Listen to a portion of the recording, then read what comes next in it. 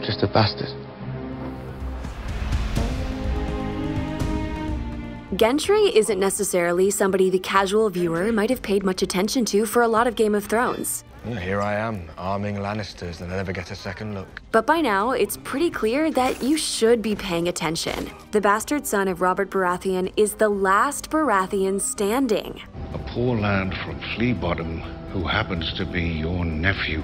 Sure, the series left his story hanging for about 3.5 seasons. The joke that he was still rowing became so popular that even the show gave it a shout-out. Thought you might still be rowing.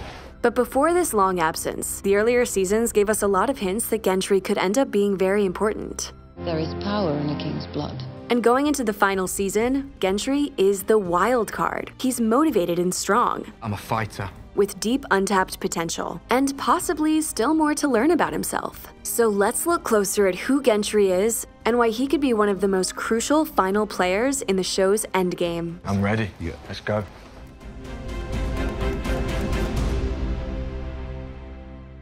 Before we go on, we want to tell you a little bit about this video's sponsor. Mubi is a curated film streaming service with a twist. You get 30 films per month, a new film every day. It's a hand-picked selection of movie gems from around the world. So click the link in our description below to get a full month of Mubi for free.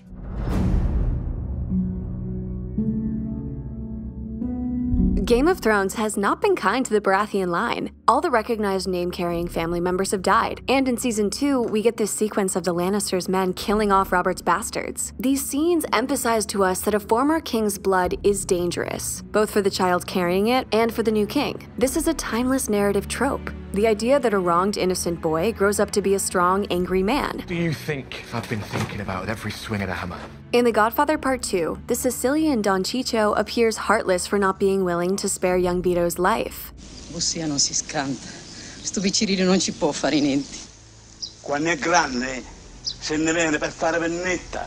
But he's right. Vito later comes back and takes deadly revenge. That's why the Lannisters are cruel but correct to view even this poor baby as a threat. Game of Thrones likes to remind us that the outsider who's been underestimated or excluded by the establishment can develop unforeseen strength. Following this logic, it's hard to think of a more dangerous force in this story than a forgotten bastard, fueled by anger and the will to revenge. After this purging of the bastards, Gendry is Robert's sole remaining offspring. But even before he becomes the only child, the show implies this particular child has a special connection to Robert himself. In the first season, Ned Stark goes to find him after a tip from Littlefinger that shortly before his death, the previous Hand of the King, Lord Aaron, visited the boy. Look at me. Staring into Gendry's eyes, Ned is visibly affected. It's like going back in time to look at his former best friend in his youth. Find anything? King Robert's bastard son. Stannis also immediately sees his brother and his nephew. Half Robert, half Lowborn. So because Gendry is the spitting image of his father, we get the feeling that he's a reincarnation of the Baratheon strength. Haven't you ever wondered where your strength came from? Your talent for fighting. When we meet Robert Baratheon in the show, he's an over-the-hill, fat, party-loving philanderer. But he got to be that self-indulgent king because he was an exceptional warrior. King Robert was strong. He won the rebellion and crushed the Targaryen dynasty. This was a powerful guy in his prime. To be the next Baratheon who really channels that power is a fearsome thing. And the show signals that Gendry is the Baratheon who's inherited something essential of Robert, though that force is not yet fully realized. There's a power inside you you can't even begin to understand. When Melisandre collects Gendry's blood with leeches, I told you there's power in the blood of kings. And you have so much blood. Stannis puts each one into the fire while saying the name of a man he wants to die. The usurper Robb Stark. The usurper Balon Greyjoy. The usurper Joffrey Baratheon. After this, all three are killed. Of course, as Davos points out, there's no way to know if this is a coincidence. I don't know if Robb Stark died because of the Red Woman's sorcery or because at war men die all the time. And the deaths don't end up helping Stannis. But even if she drew the wrong larger conclusions from her insights, Melisandre could have been right about the power of the king's blood in Gendry. His blood empowers him and imperils him equally. At the start, he doesn't even really want to know about his heritage, because he sees that even questions can be deadly. Asking me questions is bad luck. He'll probably be dead soon. But by season 7, we see a noticeable shift. He's no longer fleeing his identity. He's adopted his father's chosen weapon, the Warhammer, bearing the Baratheon stag, and he loudly proclaims who he is. This is Gendry, Your Grace. I'm Robert Baratheon's son. He was meant to keep that to himself. It's no small miracle that Gendry has managed to survive with his king's blood, despite how many people want to kill him for it. And now that blood will make him truly influential in this war. To quote Lord Aaron's dying words about Robert's genes, The seed is strong.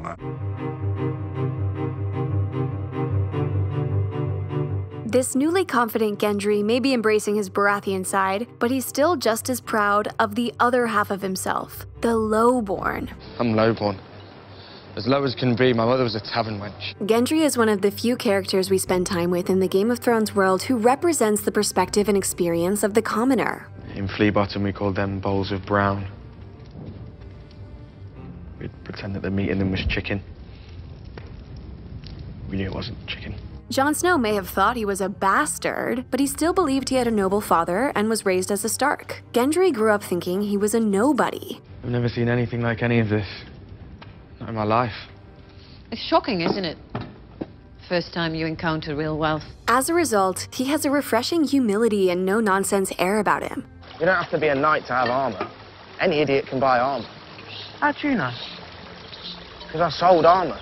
Even when two hands of the king seek him out, he barely reacts. He just wants to get back to work. Gendry is a regular guy. I had a mistake. Only here because my father grabbed my mother instead of the girl next to her in the tavern. And he doesn't see this as an inferiority. In fact, he has disdain for aristocrats. Highborns. Because, in his experience, they tend to be terrible people who use him as a pawn. Every time a highborn asks my name, it's trouble. We're not really people to you, are we? Just a million different ways to get what you want. Most of the contenders for the Iron Throne don't care much about the common people. Do you remember what Father used to say about people? The lion does not concern himself with the opinions of the sheep.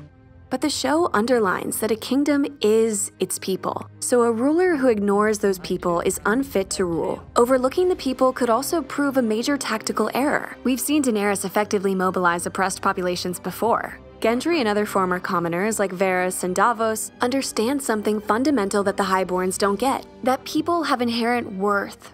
What is the life of one bastard boy against a kingdom? Everything. When Ned admires Gendry's work, Gendry says, It's not for sale. Boy, this is the king's hand. If his lordship wants the helmet, I made it for me. Gendry knows that even though people like him can be bought and sold, their value is not just the price some noble is willing to pay. I'm done serving. His egalitarian spirit is why he's drawn to the romance of the Brotherhood Without Banners with its democratic ideals and mission for fighting for the people. You just said you were serving Lord Beric. He may be their leader, but they chose him. Yet when the Brotherhood still sells him to Melisandre, Gendry is again reminded of the bottom line of this world he lives in. We can't defend the people without weapons and horses and food. And we can't get weapons and horses and food without gold. You might say that Game of Thrones has a bit of a Star Wars issue with blood elitism. We're told a number of characters are special in large part because of their genes. Gendry is featured too because of his royal blood. Your blood is noble. Yet, as a character, he's compelling because of the other part of him, what he's learned from not being treated as special all his life. And it's symbolic that he's a blacksmith, because like his metals, he has been forged in the crucible of a difficult life, and that's made him stronger. I don't know much about swinging swords, but this I know. We see that Gendry shares a strong connection with Arya. As my lady commands. Well, that was unladylike. But when he learns she's a lady, her status creates a distance between them. I can be your family. You wouldn't be my family. You'd be my lady. Their dynamic is also complicated when Gendry is sold to Melisandre, who eventually seduces him for her purposes. I didn't like that woman. That's because you're a girl. Arya is still a girl, and she's been dressing as a boy, stripping herself totally of all feminine sexuality. As he's awestruck by Melisandre, Gendry is very much painted as the typical young guy in his vulnerability to the charms of a sexy woman. You're me. Never been with a woman. What would you have done? Since then, Gendry seems to have learned to be less naive. I wanted to be one of you. I wanted to join the Brotherhood, but you sold me off. like a slave. And Arya has grown up a lot. Both have changed in their time apart, though in a similar direction. They've grown harder, stronger, feeding their anger and killer instincts and becoming better warriors. Another intriguing aspect to this connection is that just as Gendry is said to look just like a young Robert, Arya apparently reminds people of her aunt Lyanna Stark, Robert's betrothed who ran off to marry Rhaegar Targaryen and died giving birth to Jon. This leaves us to wonder whether Gendry and Arya will get the happy ending Robert and Lyanna didn't. Someone took her away from me. And 7 kingdoms couldn't fill the hole she left behind. Or whether this history of heartbreak could repeat.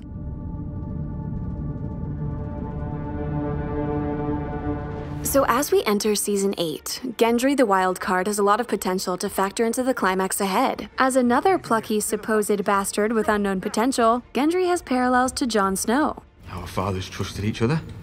Why shouldn't we? The irony of this line is that their actual fathers, Rhaegar Targaryen and Robert Baratheon, were mortal enemies who fought over Lyanna Stark. One interesting fan theory is that, like Jon, Gendry could turn out to be legitimate. Cersei tells Catelyn Stark that she bore Robert a black-haired baby son who died. The boy looked just like him. It's possible Cersei didn't want Robert's son to be heir to the throne, or that someone else took the child away. They took him away and I never saw him again. Never visited the crypt. Never. We do get the sense of a mysterious party watching out for Gendry. His blacksmith master Tobo Mott lets him go, but my master got sick of me, so here I am. Even though in the middle of a war there would be plenty of need for weapons, conveniently getting Gendry out of King's Landing just before the purge of Robert's bastards. And we know Cersei knows about the purge. How many bastards does he have running? In the book, it's Cersei who initiates all this. Even for Gendry to get the apprenticeship in the first place, a reasonably good placement. You live in the fancy part of town. Someone wealthy from the Lannisters' inner circle may have had to pay Mott. Cersei having another kid contradicts Maggie the Frog's prophecy. The king will have 20 children. And you will have 3. That doesn't make sense. Gold will be their crowns. Gold. Their shrouds. But we might argue the show had already diverged from this by inventing Cersei and Robert's infant son, who wasn't in the books. The prophecy could be incomplete or proven wrong. Or you could even interpret the 3 gold crowns of the prophecy as referring to Cersei having not 3 blonde children, but 3 children who would literally be crowned rulers, which Myrcella wasn't. Dramatic potential abounds in this theory. Gendry hates the Lannisters. How happy I am making weapons for the family that killed my father. Family that tried to kill me. But if this theory is true, it's his own family that killed his father. I killed my husband because it felt good to be rid of him. So we could see Gendry channeling Orestes from Greek mythology, the son of Agamemnon and Clytemnestra, who comes back to kill his mother and her lover after they've murdered his father in the bathtub. If Gendry is legitimate, he'd have perhaps the strongest claim to the throne, as King Robert's heir. But overall, the Cersei as Gendry's mom explanation could be too neat on the tails of the similar Jon Snow reveal.